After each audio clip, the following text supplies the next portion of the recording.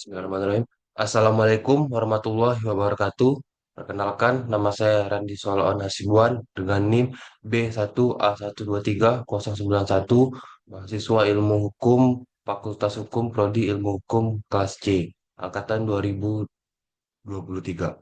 Pada kesempatan kali ini, saya akan menjelaskan mengenai prinsip-prinsip dasar dari organisasi WTO untuk memenuhi tugas mata kuliah Hukum Perdagangan Internasional yang diampu oleh Pak Andi Agus Salim. Selamat menyaksikan. Baiklah, yang pertama, prinsip WTO sendiri itu ada 6 dari prinsip dasarnya. Yang pertama, prinsip non-diskriminasi atau MFN. Yang kedua, prinsip perlakuan nasional atau national treatment. Yang ketiga, ada prinsip transparansi. Yang keempat, ada prinsip persaingan yang sehat atau fair competition. Yang kelima, ada prinsip perlindungan melalui mekanisme sengketa.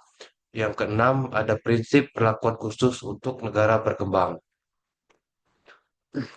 Sebelum kita memasuki ke dalam prinsip dasar WTO itu, kita harus menjelas balik apa itu WTO.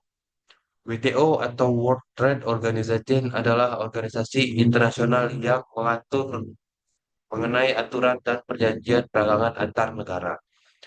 WTO sendiri didirikan pada tahun 1995. WTO didirikan untuk menggantikan GATT atau General Agreement on Tariff and Trade. Tujuannya adalah mewujudkan perdagangan bebas, adil, dan transparan di seluruh dunia. Untuk saat ini, WTO memiliki lebih dari 160 negara anggota, termasuk Indonesia, dan menjadi pilar penting dalam sistem perdagangan global. Mengapa prinsip WTO itu penting untuk dipahami? Kar- Karena prinsip-prinsip WTO akan menjadi dasar hukum dan etika dalam menjalankan sistem perdagangan internasional. Prinsip ini melindungi negara kecil dari diskriminasi, mendorong kompetisi sehat, dan menjaga kestabilan ekonomi global. Dengan prinsip yang jelas, setiap negara anggota memiliki hak dan kewajiban yang sama dan bisa menyelesaikan sengketa secara adil. Baiklah, kita masuk ke prinsip yang pertama, yaitu ada prinsip non-diskriminasi atau MFN. Maksud dari prinsip non-diskriminasi ini adalah setiap negara anggota WTO tidak boleh membeda-bedakan perlakuan dagang antar negara. Jika suatu negara memberikan tarif rendah atau perlakuan khusus ke negara A, maka perlakuan itu juga harus diberikan ke semua negara anggota WTO. Contoh, jika Indonesia menurunkan tarif impor barang dari Jepang menjadi 5%, maka tarif itu juga harus berlaku untuk semua negara anggota WTO lainnya. Tujuan dari atas tujuan dari prinsip ini adalah untuk mencegah diskriminasi dan menciptakan kesetaraan dalam perdagangan internasional. Baiklah, prinsip yang kedua, perlakuan nasional atau national treatment. Maksud dari prinsip national treatment ini adalah produk impor yang sudah masuk ke pasar domestik harus diperlakukan sama seperti produk dalam negeri. Artinya, negara tidak boleh memberikan perlakuan istimewa kepada produk lokal, misalnya dalam pajak, distribusi, atau iklan. Contoh, kalau Indonesia mengenakan pajak 10% untuk motor buatan lokal, maka motor impor juga harus dikenai pajak 10%.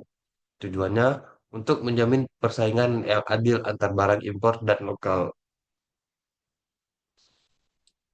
Prinsip yang ketiga, prinsip transparansi. Maksud dari prinsip ini adalah negara anggota harus terbuka soal kebijakan perdagangan, tarif, peraturan teknis, dan prosedur impor atau ekspor. Transparansi membuat pelaku usaha dari negara lain bisa mengakses informasi secara jelas dan meminimalisir manipulasi atau praktik curang. Contoh, jika Indonesia mengubah aturan bea cukai, maka perubahan itu harus diumumkan secara resmi. Yang keempat, prinsip persaingan yang sehat. WTO melarang praktik perdagangan curang seperti dumping atau menjual barang lebih murah dari harga produksi, atau subsidi berlebihan yang merugikan negara produsen. Maaf, atau merugikan produsen negara lain. WTO juga mengatur agar semua negara berkompetisi secara wajar tanpa menghalangi akses pasar. Tujuannya untuk mewujudkan pasar global yang kompetitif dan adil. Yang kelima, prinsip perlindungan melalui mekanisme sengketa. Maksud dari prinsip ini adalah jika ada negara yang merasa dirugikan oleh kebijakan negara lain, WTO menyediakan mekanisme penyelesaian sengketa atau dispute settlement body. Dengan ini, negara kecil sekalipun punya kekuatan hukum untuk menuntut keadilan dari negara besar. Contoh, Indonesia pernah menggugat Amerika Serikat di WTO terkait pembatasan ekspor produk rokok kretek. Mekanisme ini membantu mencegah konflik dan menjamin keadilan. Prinsip yang terakhir, prinsip perlakuan khusus untuk negara berkembang. Maksud dari prinsip ini adalah WTO memberikan fasilitas khusus bagi negara berkembang dan negara kurang berkembang seperti waktu yang lebih lama untuk menerapkan perjanjian, bantuan teknis, dan pelatihan akses pasar yang lebih longgar. Tujuannya supaya negara berkembang tidak tertinggal dan bisa bersaing secara global. Nah, itu tadi adalah 6 prinsip dasar dari WTO yang menjadi fondasi perdagangan internasional dunia.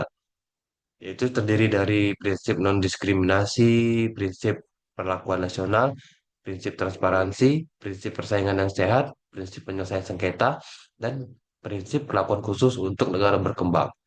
Melalui prinsip-prinsip ini, WTO menjaga agar perdagangan dunia tetap adil, terbuka, dan inklusif. Baiklah, mungkin sekian dari saya mengenai prinsip-prinsip dasar dari WTO. Jika ada salah kata, saya mohon maaf. Saya akhiri. Wassalamualaikum warahmatullahi wabarakatuh.